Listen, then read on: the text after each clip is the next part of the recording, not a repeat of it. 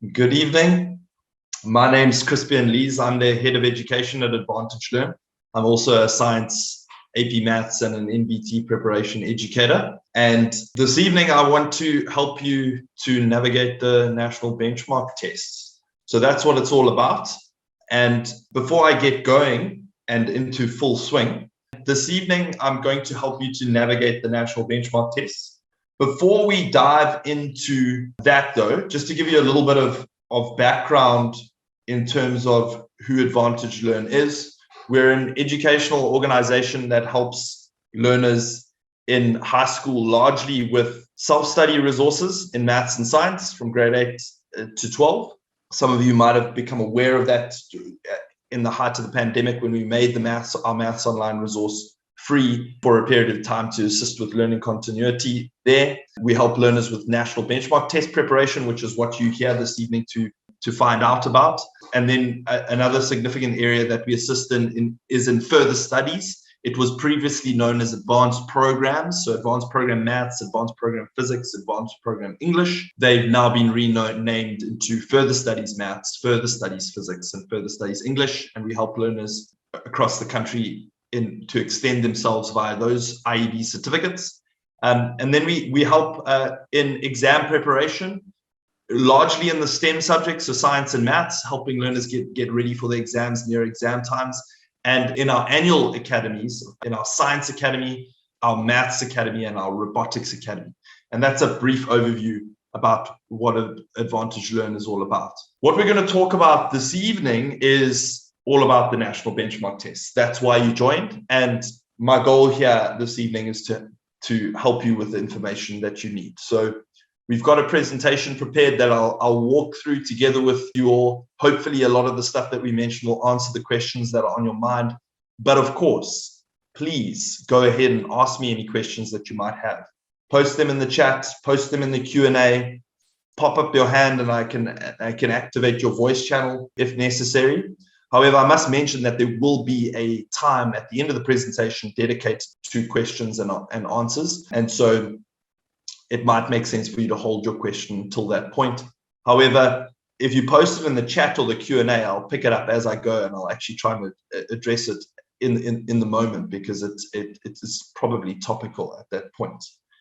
All right, so what we'll be covering is three things. First of all, what are the national benchmark tests? Secondly, who needs to write the NBTs and why they are important? And then thirdly, how you can prepare for the national benchmark tests.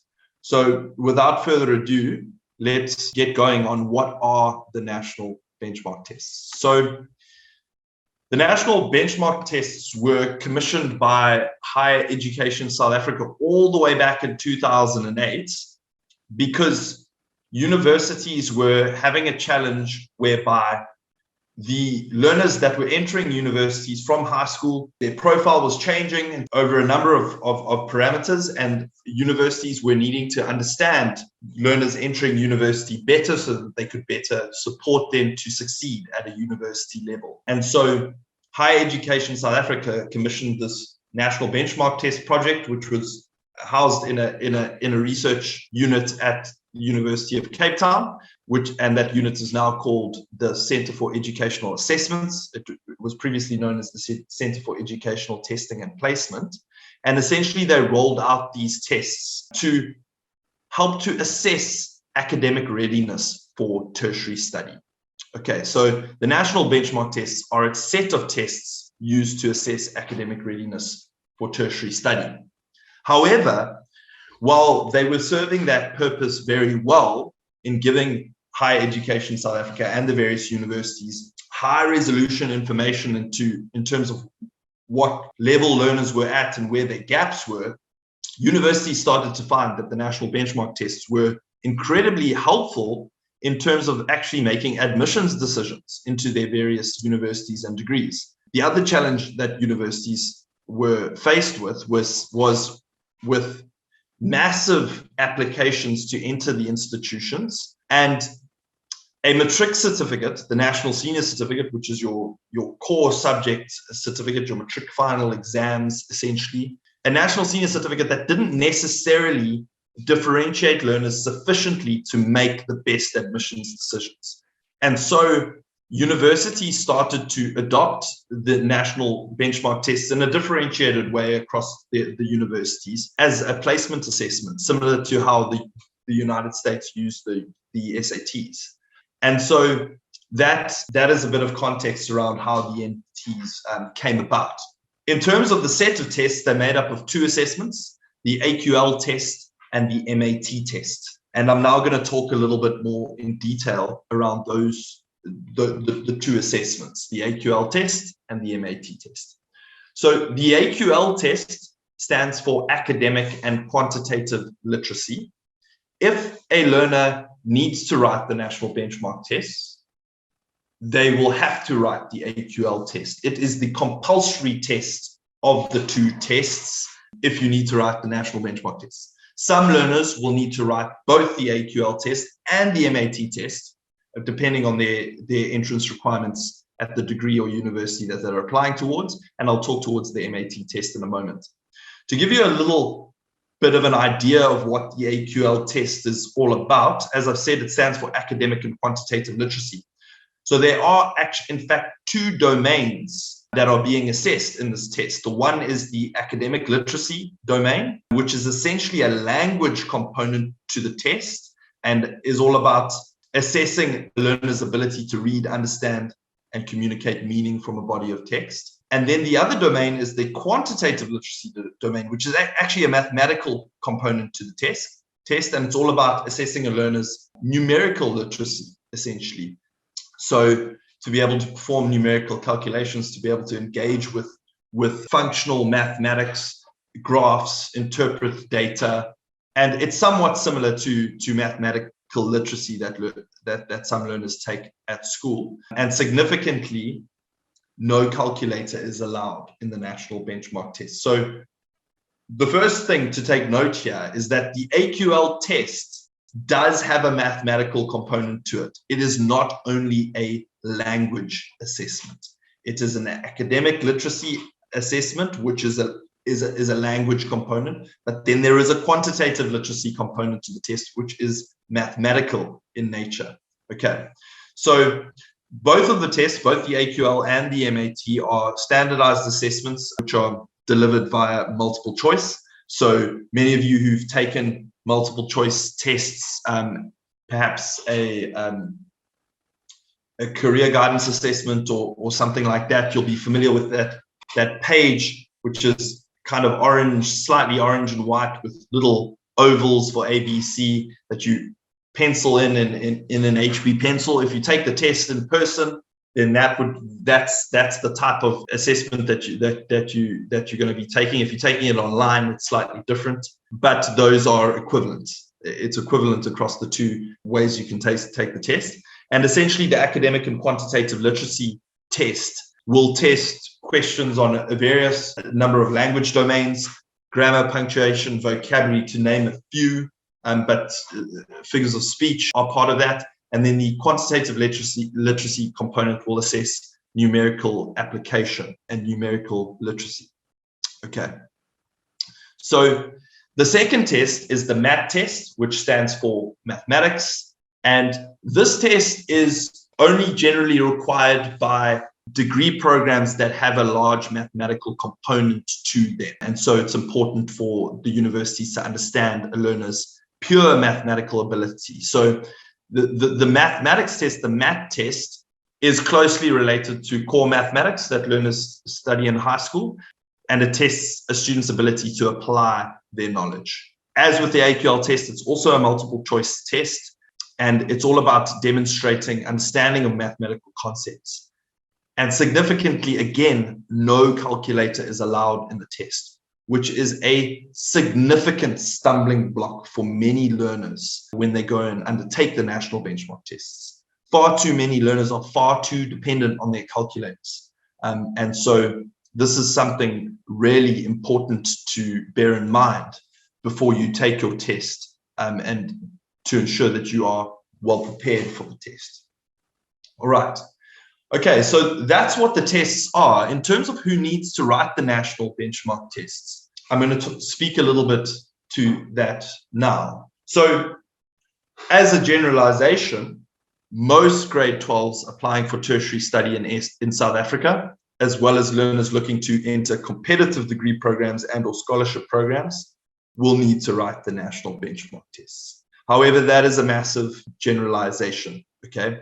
And what the key takeaway I want you to have from who needs to write the tests is that it depends on what university you are applying towards, and then what degree program within that university you are applying towards, because requirements vary from university to university, and then within each university from degree program to degree program. So it is a very challenging landscape to navigate in terms of what your requirements are. We have some hard work in terms of researching various requirements at the major universities and aggregating it into a helpful summary to which also provides links to point you towards the source pages where the information is from at the universities. And that will be a great starting point for you to figure out whether or not you need to write the tests. Norm, who's supporting me this evening, will drop it in the chat for you all, the link to the 2023 admissions requirements document, so that you can click through to that and look through it to help you navigate the tests. But I must mention something here to be prudent in terms of whether or not you need to write the tests, because the reality is that not all learners will get into their first choice university or their first choice degree. So the approach that we encourage you to take in terms of understanding whether or not you need to write the national benchmark tests is identify your first choice, your third choice, your second choice, and your third choice degree program, the thing that you want to study towards. And that's not an easy thing to do, but to get three out there is easier than just to focus in on one. Put three choices down, then put three university choices down. And then you need to do your due diligence as to the admissions requirement for those three degree programs at the three universities that you're thinking of going towards. And that's a combination, that's 9 combinations essentially of degree and university. And if any one of those 9 combinations requires you to write the national benchmark test, you will need to write the national benchmark test, because you're not necessarily going to get in at your first choice university, and you're not necessarily going to get in at your first choice degree. And so you need to be sensible in terms of your applications approach. If you're uncertain whether you're going to study next year or whether you're going to take a gap year next year, that's another important consideration to take into account. And our advice in that regard is that if you are unsure of what you're doing next year, it is in your interest to write the national benchmark tests in your matric year. The reality is that it is in your matric year when your maths will be front of mind, and even your language studying will be front of mind. After you leave matric, depending on what you do thereafter, you might lose touch to some extent with those that theory or those skills. And so we strongly believe that you are in the best position to do your best in the national benchmark test in your matric year. So if you have any uncertainty beyond matric, we strongly recommend that you write the national benchmark test.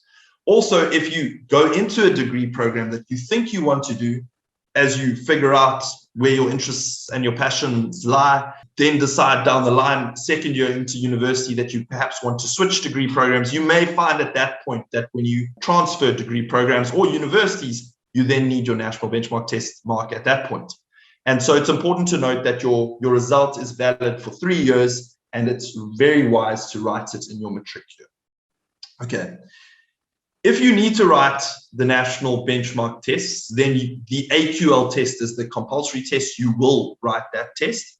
And then the MAT test is only required for specific degree programs that have a large mathematical component to their program, or are exceptionally competitive degree programs to get into, because ultimately what they provide is another sorting mechanism for the university to make the best admissions decisions. Because at the end of the day, what the university wants to do is provide fair access to their tertiary institution for the best candidates that they can find, so as to provide skills into the economy. And so they want to make the best admissions decisions, and the more information that they have will increase their success rates through their degree programs. So that's a little bit around who needs to write the national benchmark test. Remember, the key takeaway there is that the requirements are different for everyone, and they vary from university to university, and then they vary within universities across the degree programs. Now to move on to why you need to prepare for the national benchmark tests. So Advantage Learn, we were the first educational organization in South Africa to start to help learners to prepare for the national benchmark tests. We are not the administrating organization of the tests. The administrating organization of the test is the Center for Educational Assessments, and the portal via which you must go into to book your tests is nbt.ac.za. That's where you book your tests. That's where you'll get your results. They administrate the tests. AdvantageLearn.com, we help learners to prepare for the tests, and we strongly believe in the fact that learners need to prepare for these tests. The first reason for that is that they are very unique assessments and very different to what learners are used to. Okay, learners are not that familiar with the multiple choice format, which proves very challenging for learners who haven't practiced it. And as I mentioned earlier, removing a calculator from a learner often causes them to stumble in the MAT and AQL test in the mathematical domains of those tests, because learners are too reliant on their calculators and they haven't developed their arithmetic skills, their powers of estimation, and their powers of process of elimination in a multiple choice test.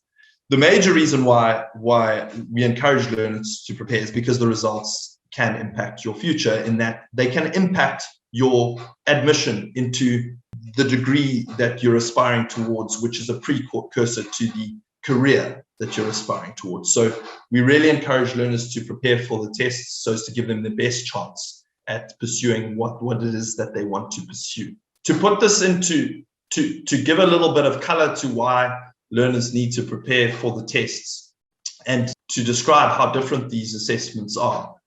For the more difficult problems in the national benchmark tests, they are really difficult in that they are completely unscaffolded. So while the tests are a mixture of easier problems, medium difficulty problems, and then very difficult problems, for the very difficult problems, and for all of the problems, they're completely unscaffolded. So in maths, for instance, the last question on your maths paper in your maths exam is generally your one of the most difficult questions in the paper.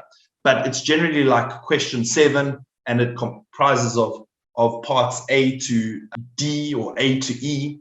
And question 7A is not that difficult, but the solution that you get to question 7A helps you then in question 7B, which then helps you in question 7C, which then helps you in question 7D. And then the difficult question is 7E. But by virtue of the fact that the question has been scaffolded, you've actually been led down the solution path, so that when you get to question E, it's not a massive leap for then you to then solve that question. In the national benchmark test, because they're multiple choice, they're completely unscaffolded. So in the very difficult questions, they're going to ask you to solve 7E without even giving you any indication of what those steps A, B, C, and D might be. And so that makes it really, really difficult. The fact that they're multiple choice as well means that accuracy is critical, and there's no part marks. So it's an interesting exercise to do, to take your last maths test, look at it, look at out of the 5 questions, how many of those questions did you get 100% for? 5 out of 5 or 10 out of 10, because those are the questions that you can definitely take credit for the mark. But the marks, the questions where you got part marks, like 2 out of 5, so it meant you had some positive steps in your working, but you didn't get to the correct answer. You can't take credit for those marks in a multiple choice test. So discard those marks and then recalculate what you would have got for the test, and it paints quite a different picture. And we often see that learners results drop by at least 20% from their core maths mark to the mark that they then go and achieve on the MAT test of the national benchmark test. Having said that, while those are difficult aspects to the test, in multiple choice questions, you also have opportunity for other techniques to solve problems, which are also very important skills, like process of elimination, like reverse engineering a question. So starting at the solution and seeing if it relates back to the question, because in a multiple choice question, the answer is there. It's one of the four. You just need to make sure that you get towards the right one that is there. So there's also opportunities there, and those skills can be developed. Do you need to write the MAT if you are hoping to study psychology within a BA at UCT? The national benchmark tests are required across all faculties, with the exception of engineering and the built environment, which do not require the national benchmark test. So psychology, which would be in the health sciences, will or would it? I think you might get that's in the Bachelor of Arts. It's in humanities. It will require the national benchmark test, but it will likely only be the AQL. Go into that link that Norm shared and navigate towards, there's a row on UCT there, and there's a link to the 2023 undergraduate prospectus where you'll be able to find exactly the requirement for that degree program. It's very difficult to answer because there's so many degrees, there's so many universities, and there's so much variation, but that resource is exceptionally helpful in terms of helping you to get to the right place. And a word of advice to you all in this regard, this is a confusing thing for many people, is what you are looking for at the university or tertiary institution that you're looking towards in terms of their requirements is if you or your son or your daughter are starting university in 2023, next year, you are looking for the 2023 undergraduate prospectus. Okay, so they name it according to the year that the learner will be admitted, not according to the current year. So if you find the 2022 undergraduate prospectus, that's actually outdated. You're looking for the 2023 undergraduate prospectus at the various institutions, and we've helpfully linked those in the document so that you can go straight to the horse's mouth in that regard. Okay, so why are they important? I've mentioned it, there's growing competition to get into tertiary institutions, and so universities are using the national benchmark tests to help them make good admissions decisions. More and more institutions require it to be written before the application date for that course closes. So when you find your NBT requirements, not only do you need to be aware of whether or not you need to write the AQL test and or the MAT test, but you also need to be aware that there might be a due date by which you need to have written the tests. So that will also be noted in the undergraduate prospectus. So like your medical medicine degrees, they are oversubscribed from an applications perspective to the hilt. So that admissions departments need a large amount of time in order to work through the admissions process and come to the decisions. So a lot of the medical faculties will require that the NBTs are written before the end of June. You don't necessarily have to have your results before the end of June. So be clear on that requirement as well. That is important. And then, like I've said, it has varying degrees of importance per university, per department. Okay.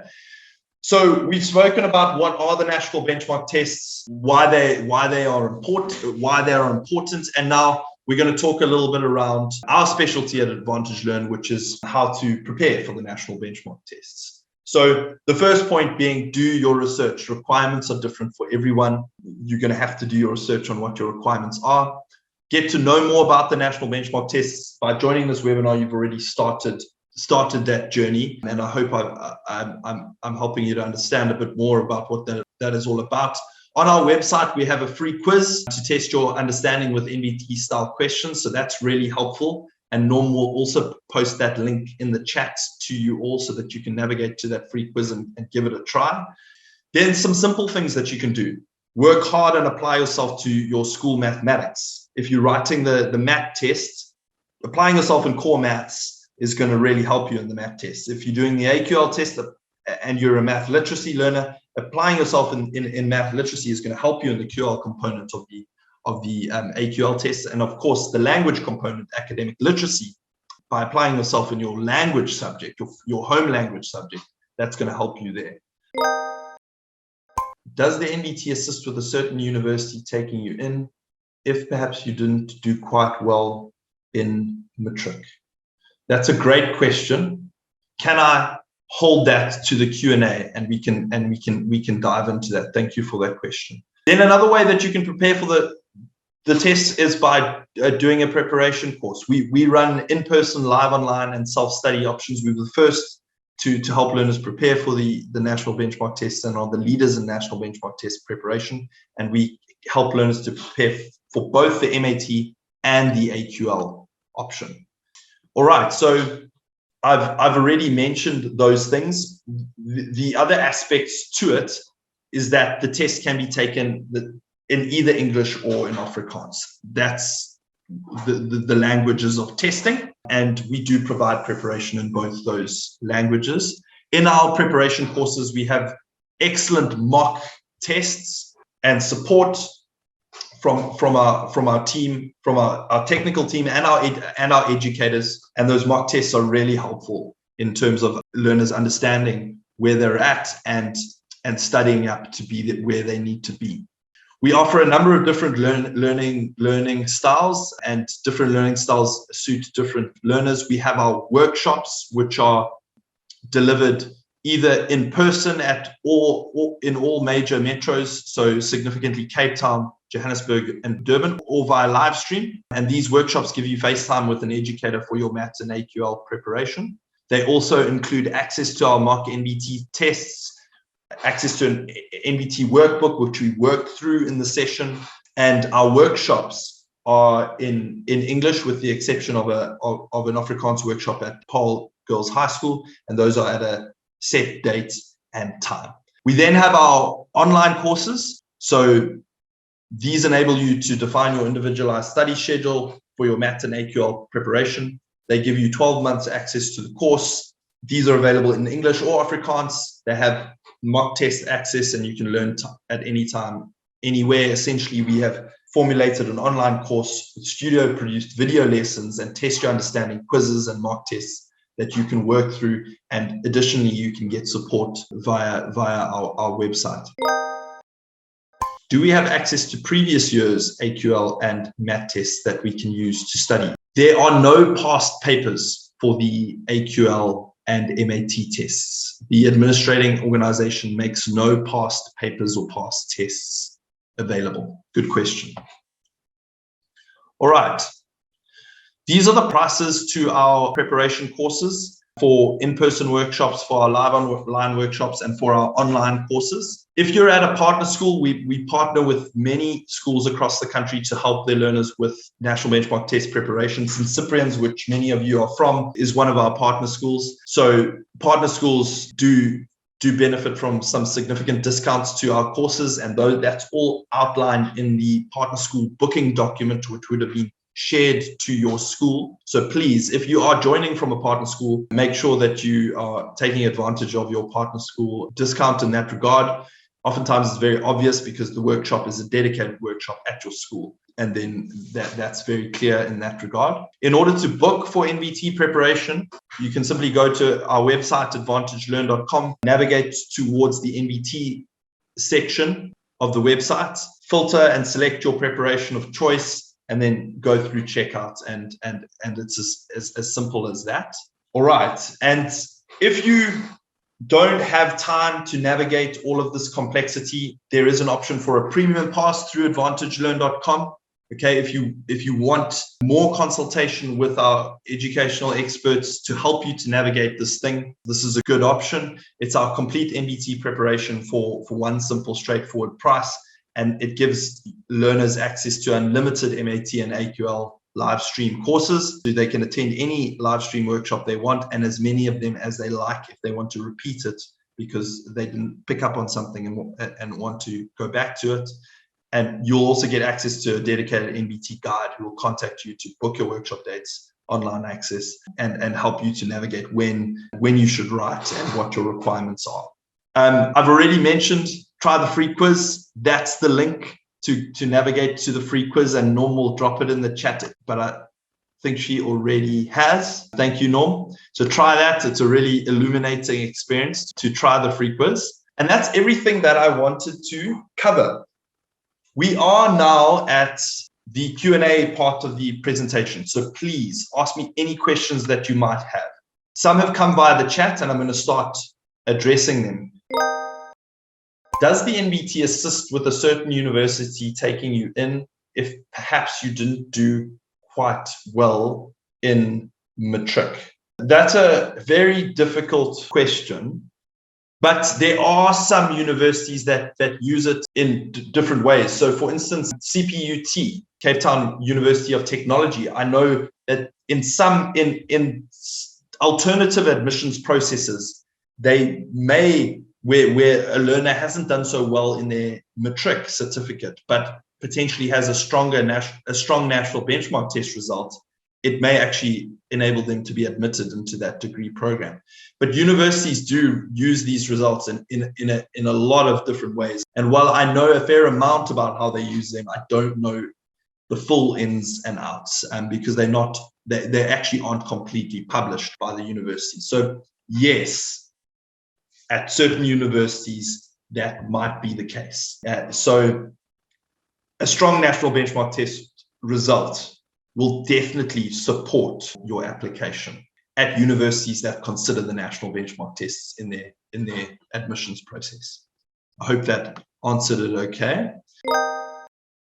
Can you please cover the actual testing process, e.g. online, in person? When can this be done? Sure, great question. Okay, so because of the pandemic, the National Benchmark Tests Project, nbt.ac.za, the Center for Educational Assessments, have developed the competency to administer these tests online in a reliable way. They had to, and they've done exceptionally well to do it. So it's now a fixture in the testing campaign that learners can take the test either in person via pencil and paper methodology or online.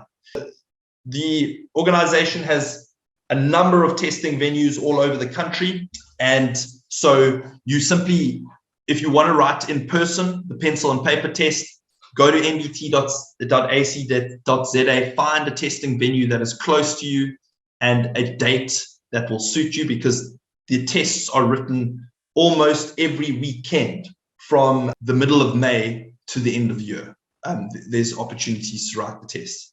And if you're writing the tests in person, essentially, you'll take an HB pencil, your ID, and a ruler. I think you're allowed a ruler, and that's about it.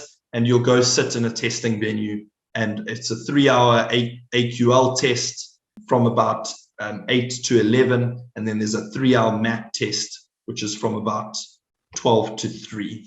Normal in-person testing conditions. So that's if you write it in person. If you write it online, you of course will need to have the requisite infrastructure to write the online test. You'll write it from wherever you are going to write it online, which is largely from your home. You will need to have stable internet access. You will need to have a PC or a laptop that has a webcam, has a microphone, and you will have to have access to a room that you can have to yourself, essentially, and set up test conditions. So no pictures will be allowed on the wall, no papers in the room. It has to be set up in a very specific way, and the online proctoring software that they use monitors all of those things. So it freezes out any accessibility to anything else on your device while you are taking the test, and it of course monitors your audio and your video, and any anomalies in taking the test will render your attempt invalid.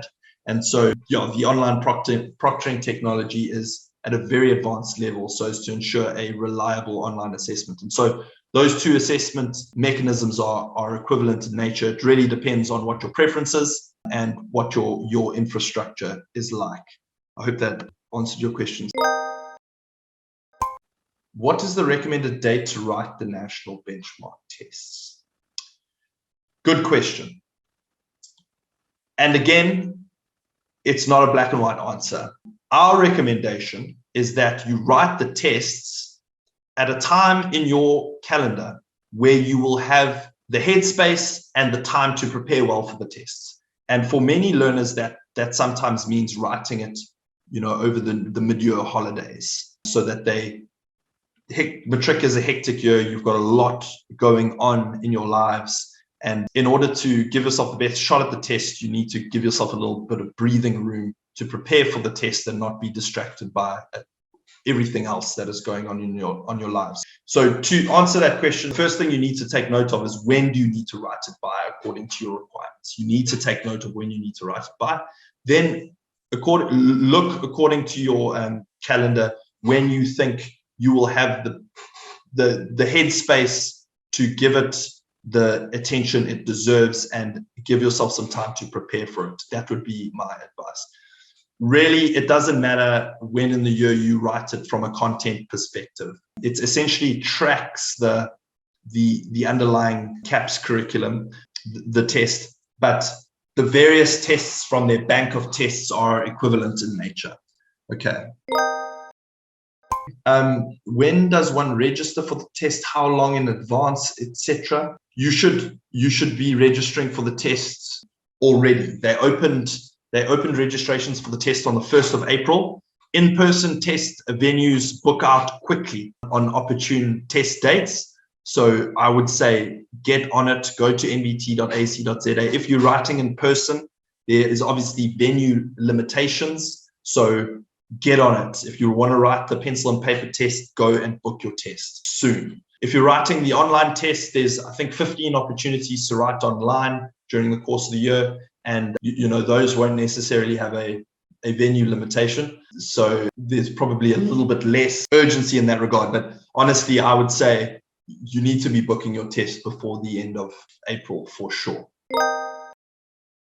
Do you have to take both tests on the same day if you do both? Yes, you do. If you do both tests, you take them on the same day. Are we able to rewrite the test if we don't do as well as we would have liked to? Yes, you are able to rewrite the test. I think to a maximum of 2 attempts or 3 attempts, but you need to be careful, because what happens is you write the tests, the Center for Educational Assessments will mark your test, and then as part of the university's admissions process, they will get your results from the Center for Educational Assessments. You don't have to submit your NBT results to the university. You just need to make sure that you have written it before the date that they require it. The university will then get your result from the Center for Educational Assessments. And many universities will only look at the result from your first attempt. So while you can write it more than once, some universities only look at your first attempt. So the advice there is make sure you do as well as possible in your first attempt. But that's a very good question. How long do you need to prepare for the test? Good question. To work thoroughly through our online course, I would say you should prepare for about 2 to 4 weeks to work thoroughly through our online course. Some learners are able to crash it in a week before the test. So it really depends. I would give some good preparation time. When I say 2 to 4 weeks, that's doing some preparation once or twice a week in a block, or in an hour, 2-hour block, and working through it consistently. Yeah, it takes some preparation. How long is each test? Each test is 3 hours. The AQL test is 3 hours and the MAT test is 3 hours. Do universities have access to our NBT results when results are out? Yes, the university will be able to access your results as soon as your result is available at the Center for Educational Assessments.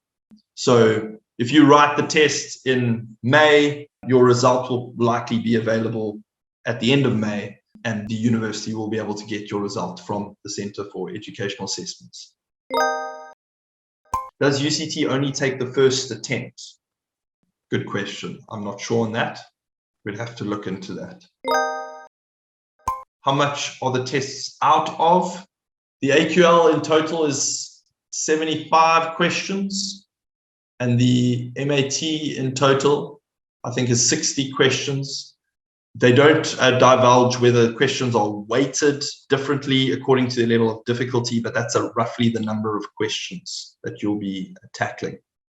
I think largely institutions will look at your first attempt because they will be wary around a learner taking the test multiple times. They'll want to, assess their readiness on the first attempt.